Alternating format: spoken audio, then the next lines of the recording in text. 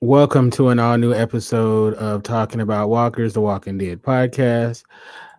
I am one of your hosts, Kinte, all the way live from Los Angeles, California, and I'm joined by the wonderful, the beautiful, the talented Jen. How you doing, Jen? Hey, I'm hanging in there. How are you doing? I'm doing good. I mean, you couldn't even tell it's a pandemic right now. That's how good I am. Wow, well, that's actually, yeah, that is good. I've been thinking about this over the past couple of days, and I have to say that the number of people that I am seeing on all kinds of social media who are listening to podcasts, catching up on stuff is enormous. So if we can add to your entertainment factor, then I am really glad to be here. I'm right here for that. Well, I feel the same way.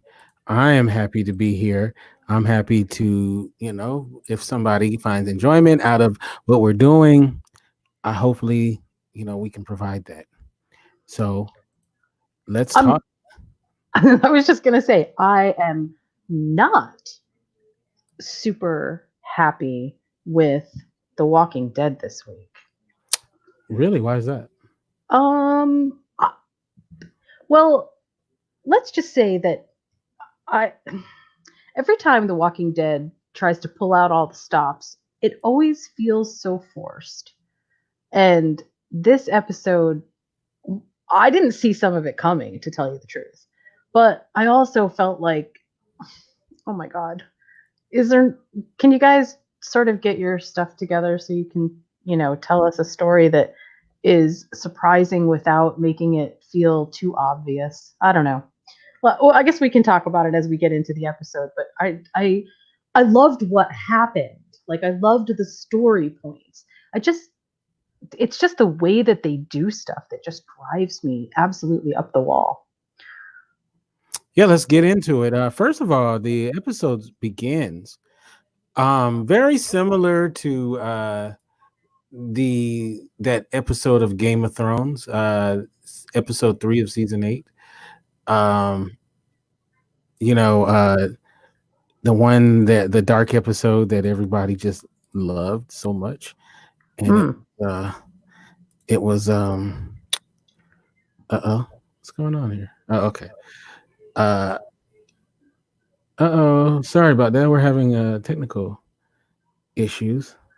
Are you talking about Battle of the Bastards? Yes, there we go. Okay, so Yeah. better. All right.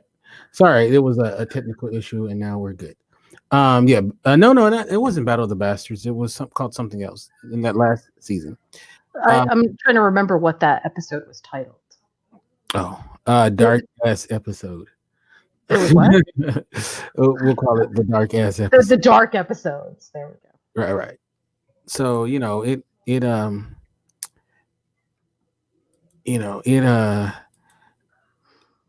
I thought that it was going to be the whole episode was going to be that that kind of thing, but it was more so just the beginning of the episode, which was fine. Mhm. I don't think we needed a whole episode of carnage like that. I mean, I don't know about you. Did you Well, feel like?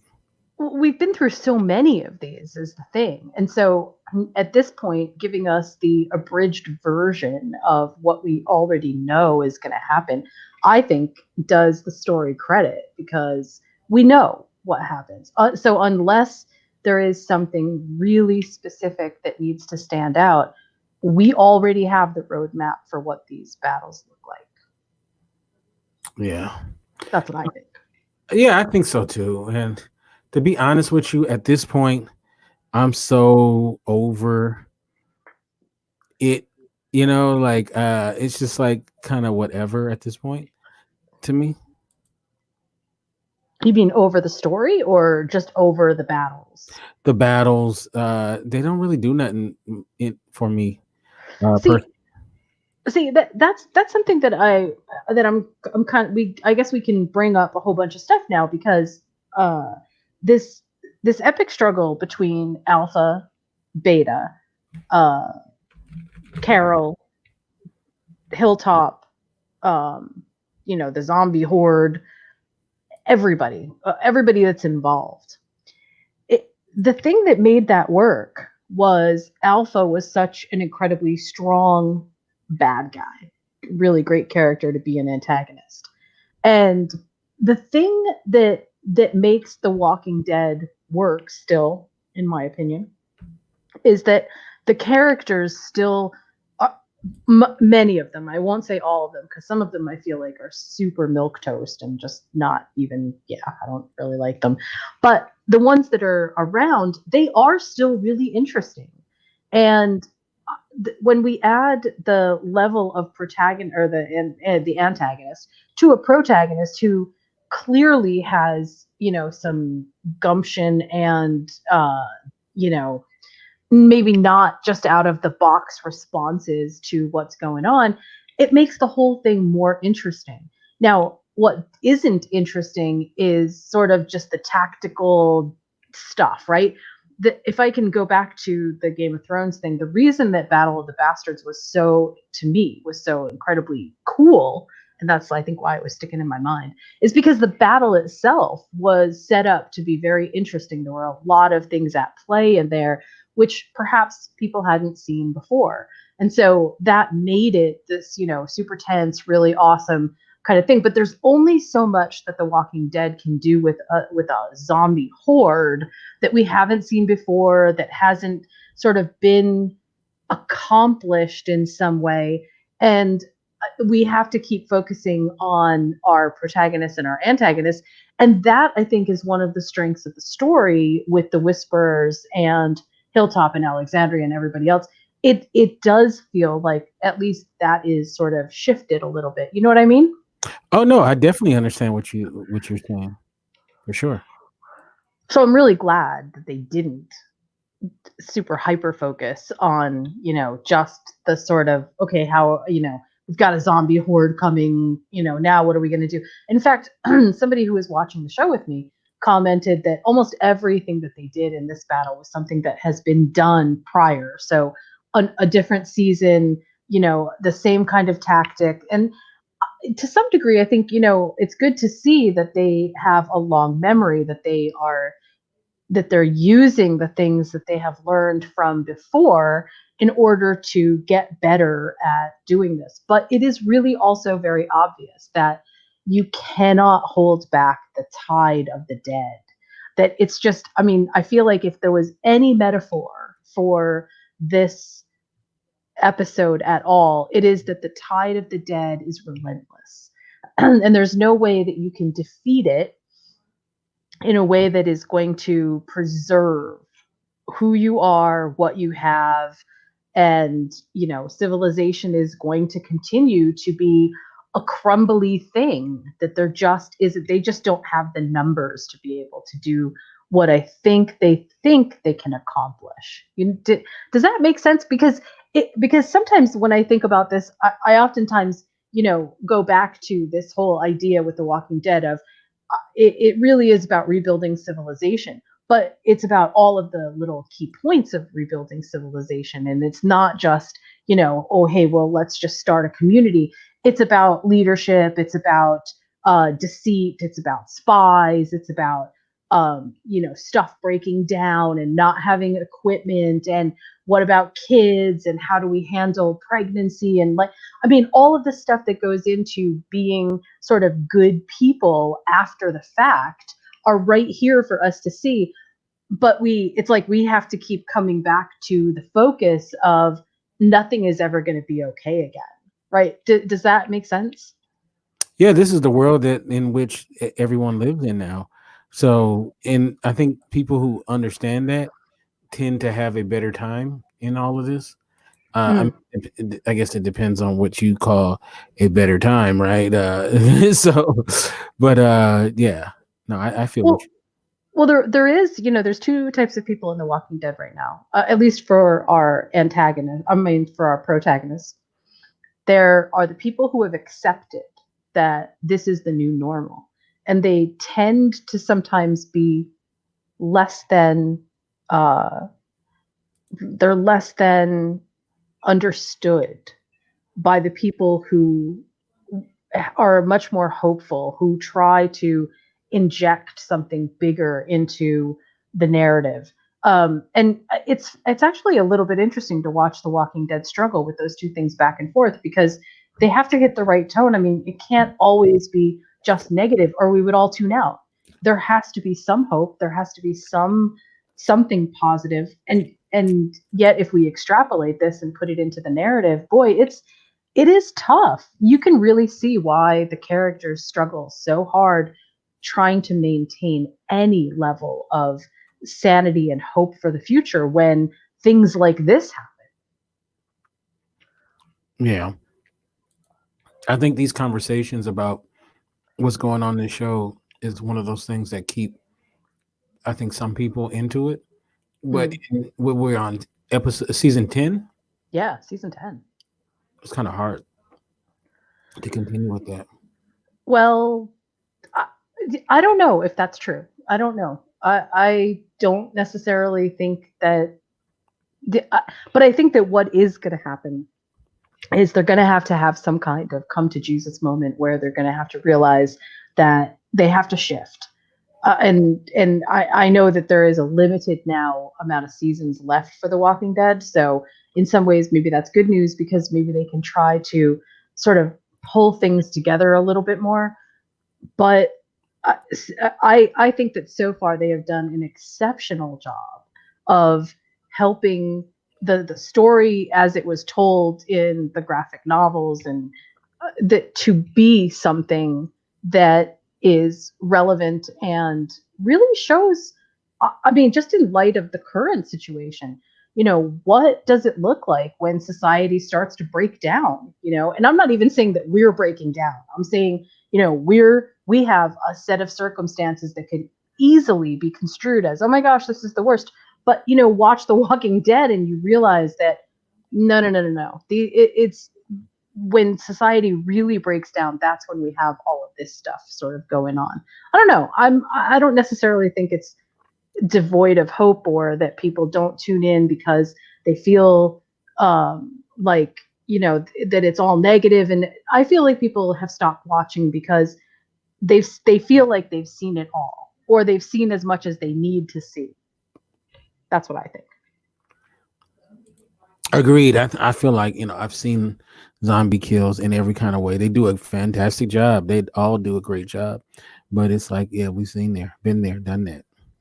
I will say this about this episode. Shout out to the makeup artists because a lot of the horde, I mean, they were really spectacularly well done. It was hard for me to see into sort of anybody not looking like they were extremely well presented. And sometimes that's been sort of a weird, like you can kind of tell that not everybody got the same treatment. But I mean, this time it really felt like, wow, they did a really good job. Yeah, I don't know if you can see the screen, but this guy right here, uh, look at the makeup on this guy. Yeah. He was actually really good. His clothes were my favorite part of this particular character. Yeah. So, I want to ask you a question. Sure. Ultimately, we know that a lot of this episode sort of dealt with betrayal Hmm. and and revenge, I guess. And I wanted to know what you thought about what Beta did because I actually had a harder time with what Beta did than I did with anything else that happened in this episode. And I mean, I feel like a lot happened in this episode. Um, Give me an idea of what do you mean exactly as far as um before we continue. Well, do you think that Beta killing do you think that Beta's uh actions in this episode did anything that sort of betrayed what Alpha was actually saying that she wanted? Of course, yes, yes, big time. Um, he decided to. This is what he wanted. It makes me wonder: is it a greater thing as far as him questioning her leadership? Is she the right person for it? I mean, he seems Yeah. to be like a true blue follower, but this shows that maybe he doesn't didn't Yeah. really believe that. Well, and then there's also, I think, another issue here. Oh, sorry, my screen went off. There's also another issue here, which is, does is Beta the new Alpha? And I feel like the answer is no. Beta is not the new Alpha. Even if he took over the Alpha position, he is clearly not Alpha, and I feel like that's important. No, yeah, I don't think that he is. I think he's always going to do his thing in some sort of groups, but he doesn't want to be the leader. But he is a leader, so Right. so he's always going to be an alpha in his own way, but not the alpha. Is there any way for the Whisperers to stay together without Alpha? I think so. I think Beta is definitely going to have to step up, and also, but I mean, they're definitely going to be wounded by it because they lost their guidance, their ship, you know. Mm. But I believe that Beta carries such a big stick that people are not going to really cross him. So I think he can hold it together. Let's see how long though. I'm not. I don't know. I mean, there's a part of me that thinks that it's Alpha's philosophy that keeps the Whisperers together, and I don't know if Beta has the same ability to command that philosophy in a way that would make sense to a bunch of people to be able to follow. Like, I'm not saying that Beta's not strong enough. From a totalitarian standpoint, maybe, but I mean, if you really were paying attention to this entire season, Alpha has such subtle nuances to what she said that it's hard for me to imagine that someone like Beta could step up and grab that role. And then what happens to all of those Whisperers? Where do they go? Who knows? I mean, It's scary. that's I a mean, good question. I it, don't. it's it's scary in the sense that all those people now have to go, and we've seen every time that the Whisperers basically um, come into contact with our people, uh, they say, "Oh, see, it's nothing like what you said it was," and that is pretty fascinating, you know. They were doubting what she was saying before.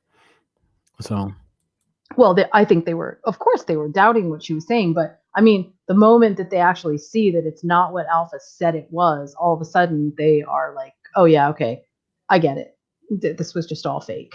This was just made to have me be a sheep in this situation or whatever. I mean, like, it just doesn't, it's very clear that they're all going to want someplace to go. And where are they going to go? hmm well, they're gonna want to go to Hilltop. They're gonna want to go to the different places. So I can't imagine that they're all going to follow. Are they all going to follow Beta? What do you think? no, not at all. Some gonna get killed. Some are gonna have to go out into the world, and some will probably get pulled into the group. So, okay, so let's talk about. I really want to sort of just focus in once again because there's one more thing, obviously, at the end that is kind of a big deal. But for when he killed Gamma, I mean, obviously he was waiting for her to turn, right? Right. So that she could return to the horde. Um, there was something so disturbing about that to me that I don't I'm not even sure that I have the words to describe how disturbing that was. And I don't know. How did you feel about it? Uh, it's something that we've seen a lot though on the show.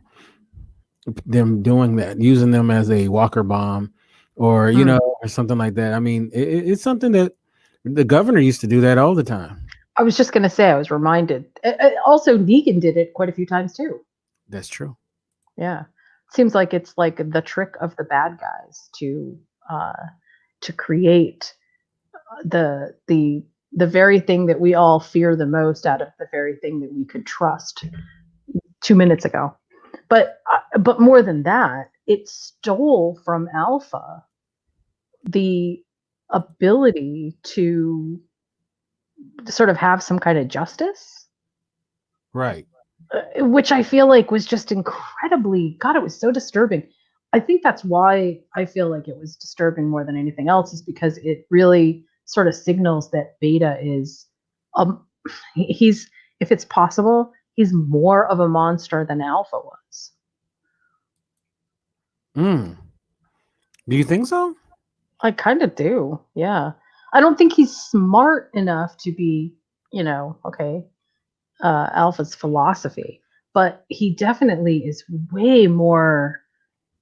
I mean, he's just ready to jump from, okay, this is I don't know. I'm trying to rationalize in my own head why he did that. Why did he do that? Why at that moment did he do that? I just felt like he thought it was the right thing to do. I felt like he wasn't given the instructions that he really should have, and he just decided, I'm just going to do that. You know, he's not But physically afraid of Alpha, not at right, all. but didn't Alpha tell him uh that she basically wanted to have Gamma be sort of brought to justice in front of everybody so that the whisperers would know, this is the price? Yeah, he decided to usurp that and just do his own thing. So I just felt like he just made an executive decision that this is what was going to happen. Man, that's just so crazy. I don't know. That just seemed really wild to me, very wild. But I'm in a strange way. It feels very much in line with the way that Beta has been ramping up his sort of uh, unhappiness with everybody, really. So maybe it's not such a far jump. I don't know. You know, it's I don't. reminiscent of I can't remember the character's name, but it was um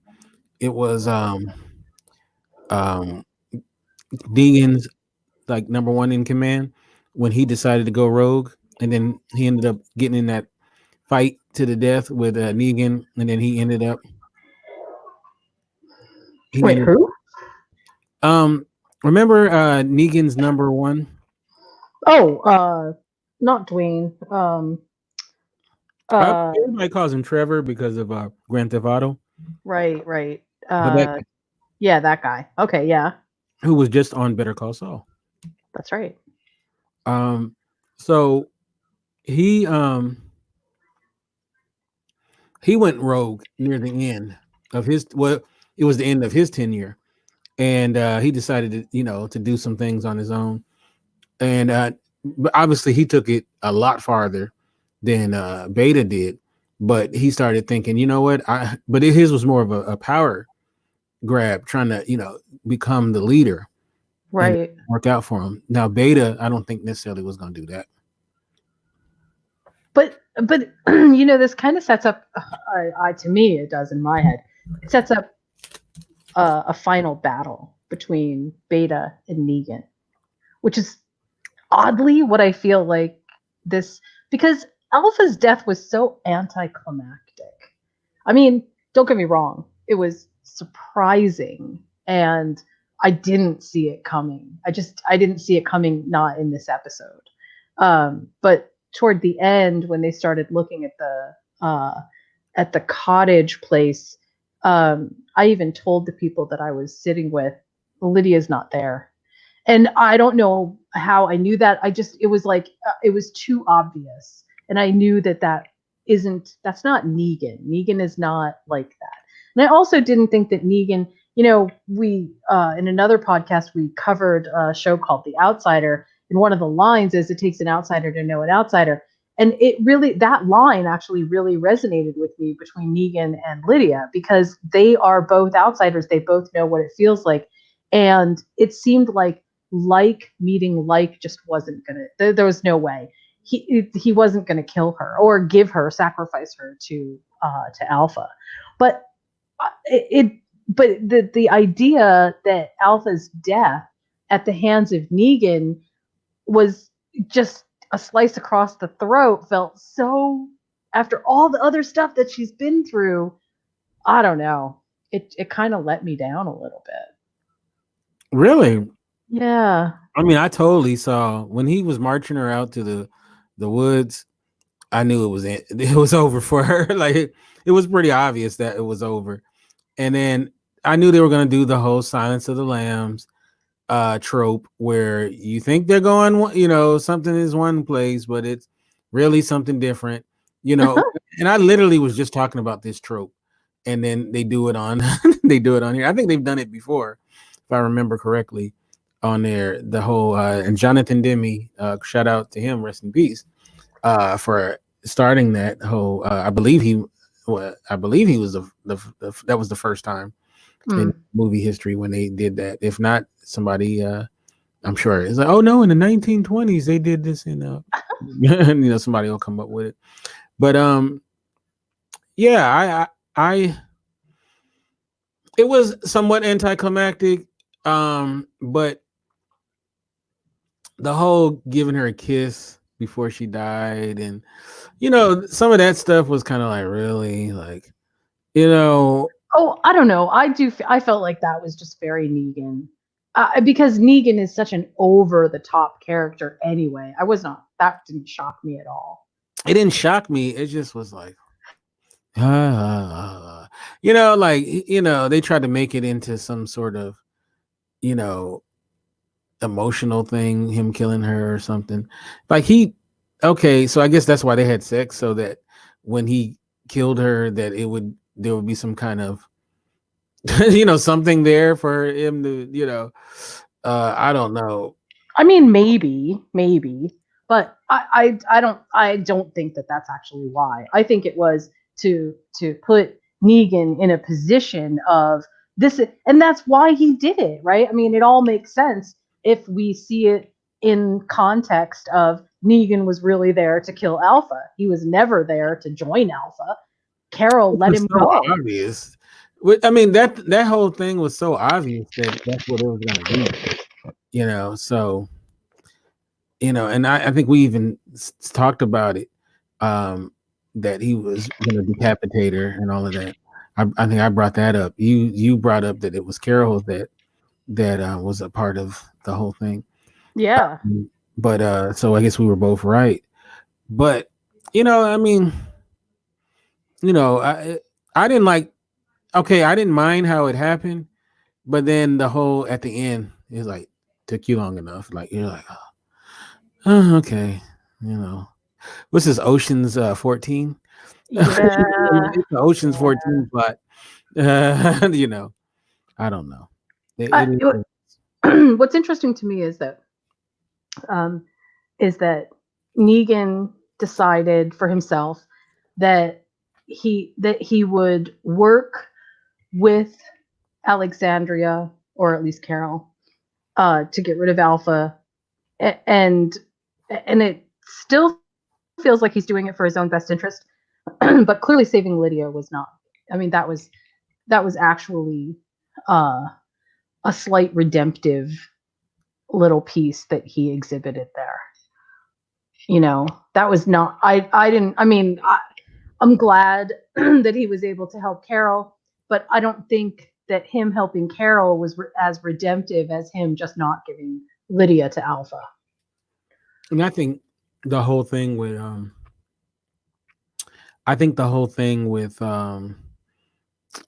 why did he have to kidnap Lydia?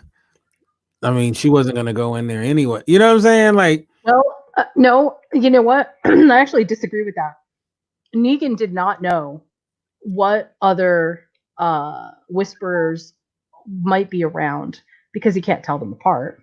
mm-hmm. Or who else might show up that could interfere with that plan.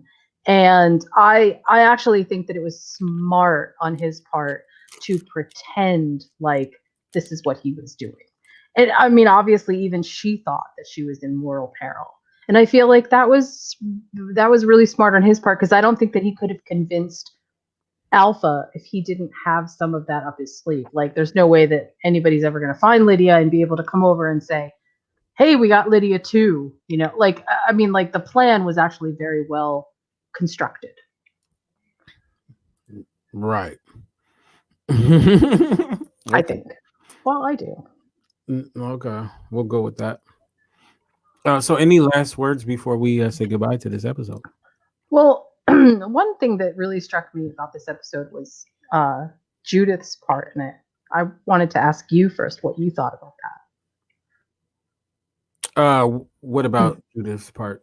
Well, just the way that Judith now is, well, the way that she handled what's his name's death, because he had to kill himself because he'd gotten bitten, but he did so to help the kids. I mean, like, it was very self-sacrificing. But Judith had, God, she's been through so much, and to see some of the why it's so difficult for a child growing up in this, it's almost it's heartbreaking. I was just wondering what you thought about, her ability to sort of handle with such aplomb. I don't know, something. The watching somebody else when you know that they're going to commit suicide. I mean, she obviously knew, and I guess she kind of knew that it was for the best for everybody. I mean, like, wow, that's hard for me as an adult. I'm gonna say something that people are not gonna like. Uh-oh. I'm not a fan of Judith. Like, I, the whole this precocious kid who's killing people and all of this stuff, and ain't it cool?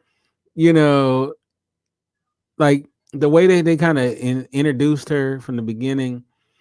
Mm. Now it's just like, I mean, I get it. I guess we need to see someone who was born into this world and grew up in the world. That that does add something to it, but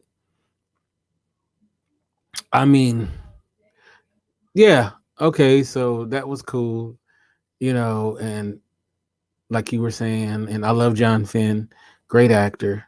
Didn't necessarily love his character on this show because at times he could be annoying, Yeah. but love the actor.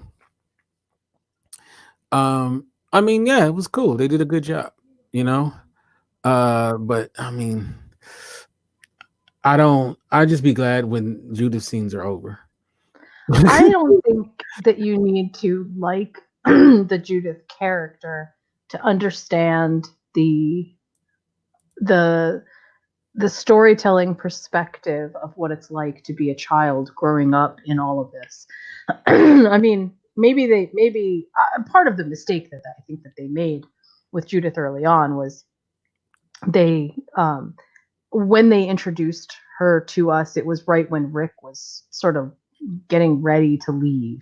So even though there was some crossover scene stuff, I don't feel like we ever got to really feel what that connection, what that connection was. And so most of the connection that we have with Judith is through Michonne.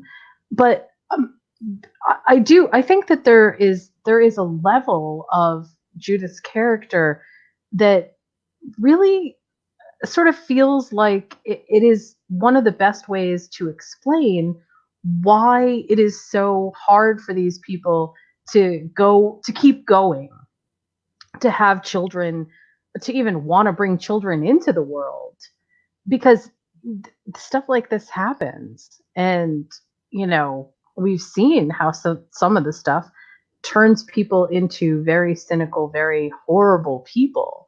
And I don't know, there's something unique about the Judith storyline, which I have to say I do like. Even if you don't like the precociousness of the character, there is still something sort of unique about us seeing what it's like to live in the zombie apocalypse through the eyes of a child, because that's not something that we would think of to see every day, for sure. I mean, and I seeing it get through it. the eyes of a I mean, I teenager is get it nothing. and all that. It's just not entertaining to me. I It's see. important. I think it's important to, if you're going to tell a 10-year story. I guess Which we are. yeah, which you have to get into it. It's just that um, you know, it's just not. exciting to me. That part is not exciting to me. But you know, I don't know. I don't know if it's just the way they do it or what. It's just I find myself when she comes on the screen, and nothing against the actress. I just find myself going, okay, when we gonna get through this, you know, like you know. Aw. So yeah, not a big fan, but You don't even like the Judith scenes with Negan? I mean, you know, I don't know, man. Sometimes the Negan stuff is a little annoying at times. Really? Yeah, because he's like, is he like the Fonz or something? He's like, hey, you know, I'm Negan. Got a leather jacket, you know, and then he's kind of, you know, he's so over the top at times and stuff. And you know, But that is Negan.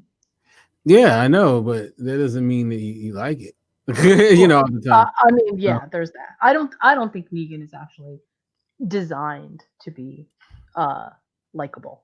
I think Negan is designed to be rather abrasive. you know, I don't think it's necessarily likable or likability. It's just that, um, it's just at times you're just like, okay, I get it. You're cool, Negan, with the leather jacket. I get it. The world's falling apart, but I'm keeping it together. Hey, That's that's just his coping mechanism though, right?